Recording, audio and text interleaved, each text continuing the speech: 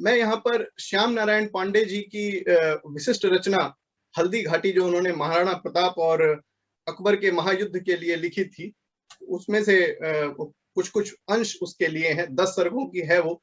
मैंने कुछ कुछ उनमें से पंक्तियां ली हैं। वो कविता शुरू होती है वंडोली से, जहां महाराणा प्रताप की समाधि है, वहां बैठे हुए हैं पांडे जी, और वहां से अपनी कविता वो आरंभ करते हैं। वंडोली है यहीं यहीं पर है समाधि सेनापति की, वंडोली है वंडोली है यहीं यहीं पर है समाधि सेनापति की, महातीर्थ की यही वेदिका, यही अमर रेखा स्मृति की। एक बार आलोकित कर रहा यहीं हुआ था सूर्य अस्त, चला यहीं से तिमिर हो गया अंधकार जय जग समस्त। आज यहीं इस सिद्ध पीठ पर फूल चढ़ाने आया हूँ, आज यहीं पावन समाधि पर दीप जलाने आया हूँ। आज इसी छतरी के नीचे, आज इसी छतरी के भीतर सुख दुख गाने आया हूँ, सेनानी को चिर समाधि से आज जगाने आया हूँ। सुनता हूँ वह जगा हुआ था, सुनता हूँ वह जगा हुआ था जौहर के बलिदानों से, सुनता हूँ वह जगा हुआ था बहनों के अपमानों से। सजी हुई है मेरी सेना पर सेनापति सोता है, उसे जगाऊंगा विलंब अब महासमर में होता है। और इसके बाद अगले सर्ग में वो अकबर का जो परिदृश्य है, कैसा था अकबर, जो हमने पाठ्य पुस्तक में पढ़ा वैसा नहीं, जैसा पांडे जी ने समझा, वो इस तरह से उन्होंने लिखा कि कर उन्मत्त प्रेम के लेन देने का मृदु व्यापार, ज्ञात न किसको था अकबर की छिपी नीति का अत्याचार। ओ हमारी माँ बहनों से सजता था मीना बाजार, अब फैल गया था अकबर का वह कितना पीड़ा मैं व्याभिचार। मान सिंह की फूफी से अकबर ने कर ली थी शादी, अहो तभी से भाग रही है कोसों हमसे आजादी। और अकबर के पास सब कुछ था, सारा साम्राज्य था, सारी सुख सुविधाएं थी, स्वर्णिम घर में शीत प्रकाश, जलते थे मणियों के दीप, धोते आंसू जल से चरण देश देश के सगल महीप। तब भी उसको एक टीस थी। क्या टीस थी? कि तो भी कहता था सुल्तान, तो भी कहता था सुल्तान, पूरा कब होगा अरमान, कब मेवाड़ मिलेगा आन, राणा का होगा अपमान। और ये जो टीस थी, ये तो उसकी महत्वाकांक्षा थी, वो उसे हल्दी घाटी कुंभलगढ़ तक लेकर आती है, दोनों सेनाओं को। और यहाँ से पांडे जी की इस महागाथा की प्रसिद्ध पंक्तियां प्रारंभ होती हैं कि कुंभलगढ़ से चलकर राणा हल्दी घाटी पर ठहर गया, गिरी अरावली की चोटी पर केसरिया झंडा फहर गया। तुम तर्जो तर्जो वीर रखो अपना गौरव अभिमान रहो, तुम गर्जो गर्जो सिंह करो रणचंडी का आह्वान करो। खनरव सुनते ही रोम रोम राणा तन के फरफरा उठे, जर्जरा उठे सैनिक अरि पर पत्ते परते थरथरा उठे। राणा प्रताप की जय बोलो, अपने नरेश की जय बोलो, भारत माता की जय बोलो, मेवाड़ देश की जय बोलो। जय एक लिंग जय एक लिंग जय एक लिंग, जय प्रलंकर शंकर हर हर जय हर हर गिरफ्तार बोल उठा कंकर कंकर पत्थर पत्थर।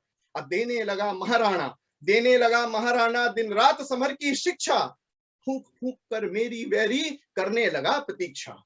और अब प्रतीक्षा का अंत होता है और वहां पर मुगलई सेना आती है। और इन पंक्तियों में वो मुगलई सेना कैसी विशाल थी उसका व्याख्यान करते हैं कि इतने में उनके कानों में भीषण आंधी ही हराई, इतने में उनके कानों में भीषण आंधी ही सी हराई, मच गया अचल पर कोलाहल सेना आई। कितने पैदल कितने सवार, कितने पैदल कितने सवार, कितने स्पंदन जोड़े जोड़े, कितनी सेना कितने नायक, कितने हाथी कितने घोड़े, कितने हथियार लिए सैनिक, कितने हथियार लिए सैनिक, कितने सेनानी तोप लिए आते, कितने झंडे ले ले, कितने राणा पर कोप लिए, कितने कर में करवाल लिए, कितने जगमुंदर ढाल लिए, कितने कंटक बैजाल लिए, कितने लौहे के फाल लिए। बोले चिल्लाकर कोल भील, राणा बोल रहे हैं अब, बोले चिल्लाकर कोल भील, तलवार उठा लो बढ़ाई, मेरे शूरों तैयार रहो मुगलों की सेना चढ़ाई। और इसके बाद सुनकर भेदी का नाद उधर रण करने को शहबाज चला, लेकर नंगी तलवार इधर रणधीरों का सिरताज चला। दोनों ने दोनों को देखा, दोनों की थी उन्नत छाती, दोनों की निकली एक साथ तलवार म्यान से बल खाती। प्रलंकार संगर वीरों को जो मुगल मिला वह समय मिला, बैरी से हल्दी घाटी का बदला लेने को समय मिला। गज के कराल किलकारों से, है के हिंहुंकारों से, बाजों के रबलंकारों से भर गया गगन टंकारों से। राणा है कि ललकार देख, राणा चल की तलवार देख, देवीर समर भी कांप उठा अविराम वार पर वार देख। अवनी पर पैर न रखता था, ऐसा था हमारा चेतक उनका, अवनी पर पैर न रखता था,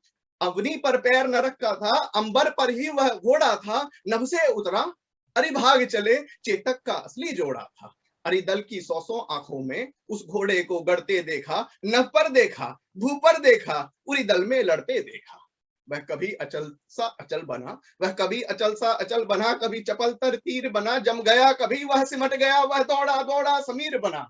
नाहर समान नाहर समान नाहर समान जंगी गज पर वह कूद कूद चढ़ जाता था, हाथी पर चढ़ जाता था। नाहर समान जंगी गज पर वह कूद कूद चढ़ जाता था, टापों से अरी को खुंद खुंद घोड़ा आगे बढ़ जाता था। यदि उसे किसी ने टोक दिया वह महाकाल का काल बना, यदि उसे किसी ने रोक दिया वह महाव्याल विकराल बना। राणा को लिए अकेला ही रण में दिखलाई देता था, ले लेकर अरि के प्राणों को चेतक का बदला लेता था।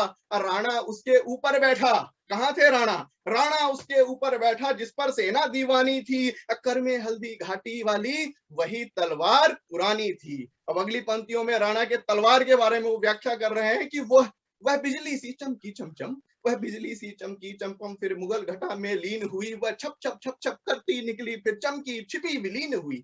फुफकार भुंजनी सी करती खचखच सेना के पार हुई, अरे कंठों से मिलती जुलती इस पार गई उस पार गई। हाथी है तन के शोणित की, अपने तन मन कर रोली, वह खेल रही थी संगर में शहबाज वाहिनी से होली। वह कभी अश्वेत अरुणाभ कभी, वह कभी अश्वेत कभी अरुणाभ कभी थी, रंग बदलती क्षण क्षण में, गाजर मूली की तरह काट सिर बिछा रही थी रण में। यह हाल देख वैरी सेना देहीर समर से भाग गई, राणा प्रताप के वीरों में उर्मे की हिंसा आग जली। लेकर तलवार अपाइन तक अरि अनकिनी का पीछा कर, केसरिया झंडा गाड़ दिया राणा ने अपना गढ़ पाकर। मेवाड़ देश की तलवारें अरि रक्त स्नान से निखर गईं, कोई जन भी जीता न बचा, लाशों पर लाशें बिखर गईं। मेवाड़ हंसा फिर राणा ने जय ध्वजा किले पर फहराई, माँ धूल पोंछकर राणा की सामोद फूल सी मुस्काई। घर घर नव बांदर वार बंधे, बाजे शहनाई के बाजे, जल भरे कलश दरवाजों पर, आए सब राजे महाराजे। कवियों ने अपनी कविता में राणा का यशगान किया, भूपों ने मस्तक नवा नवा सिंहासन का सम्मान किया। तू छति में, पावक में, जल में, नभ में, मारुत में वर्तमान, तू अजपा जग की सांसें कहती है तुझको महान। और इस कविता का अक्षर अक्षर प्रभु तेरा ही अभिराम धाम, हल्दी घाटी का वर्ण वर्ण, कह रहा निरंतर राम राम, कह रहा निरंतर राम राम। धन्यवाद।